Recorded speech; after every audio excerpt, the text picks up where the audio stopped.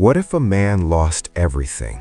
His job, his wife, his son, and every last dollar, and still found a way to build an empire from absolute zero? This is that story.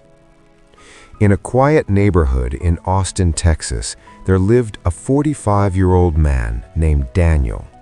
For 20 years, he had worked as a senior executive at a large tech company.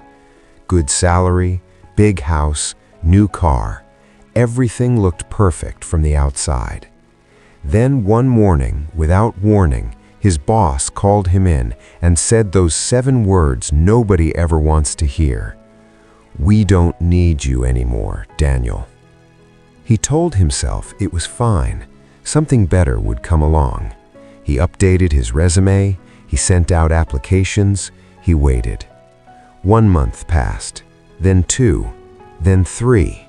No calls, no offers, nothing. As the money started running out, something else started running out too: his wife's patience. She had not signed up for this. She had not signed up for a man who sat at the kitchen table every morning, refreshing his email. She had not signed up for skipped dinners and unpaid bills and a future that suddenly looked like a question mark. One evening, she packed her bags, took their 16-year-old son Ryan by the hand, and walked out the door. That night, Daniel sat alone in that big, empty house. No wife, no son, no paycheck, not a single dollar to his name. Just silence and zero. But the next morning, Daniel did something nobody expected, not even himself. He walked outside. The street was quiet, and there, sitting on the curb outside a neighbor's house, was a pile of old electronics waiting for trash pickup. A broken laptop, a dead printer, tangled wires, an old monitor with a cracked screen. Most people saw garbage. Daniel saw something completely different. 20 years in the tech industry had taught him one thing nobody could take away. He knew exactly what was inside those machines: copper wiring, aluminum frames, circuit boards loaded with recoverable metals, materials that recycling facilities paid good money for.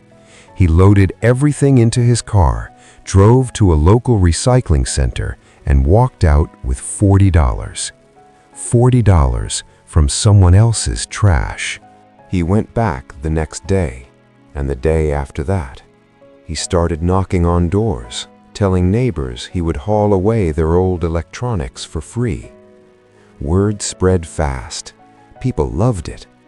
Within weeks, Daniel's garage was full of discarded laptops, old phones, broken appliances, an entire city's worth of things people no longer wanted. But Daniel was not just recycling metals. His tech background kicked in hard. He started repairing what could be repaired. A laptop that looked completely dead came back to life with a new battery and a cleaned-up operating system. He sold it for $180, then another, then another.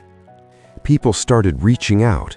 Small businesses in Austin had warehouses full of outdated equipment they had no idea what to do with. Daniel offered to take it all off their hands for free. He fixed what he could, stripped what he couldn't, and sold everything at a profit. Within 6 months, the garage was not enough. He rented a small workshop, then hired 2 people, then 5. One morning, his phone rang. It was a reporter from a local Austin business journal. Someone had tipped her off about a one-man operation that was quietly turning the city's electronic waste into serious money while keeping thousands of pounds of junk out of landfills. The story ran on a Tuesday. By Friday, Daniel had 40 new business inquiries sitting in his inbox. 3 years after that night he sat alone with nothing, Daniel owned Austin's largest electronics recycling and refurbishing company. He had expanded into 2 other Texas cities. Dozens of people worked for him. He had built it all from absolute zero. No loans, no investors, no starting capital. Just knowledge and the courage to start. One afternoon, a 19-year-old young man showed up at the company's front door. He stood outside for a long time, not walking in. Daniel spotted him through the glass and went outside. It was Ryan. His son had come across his father's company while doing research for a college business class. The same father he had watched pick up electronics off a curb. The same father he had been too embarrassed to call. Ryan could not find the words. His eyes said everything. Daniel did not say a word either. He just pulled his son close. My friend, Daniel did not start from a little. He started from nothing. No money, no support, no plan. Just a pile of someone else's trash and 20 years of knowledge that nobody could repossess.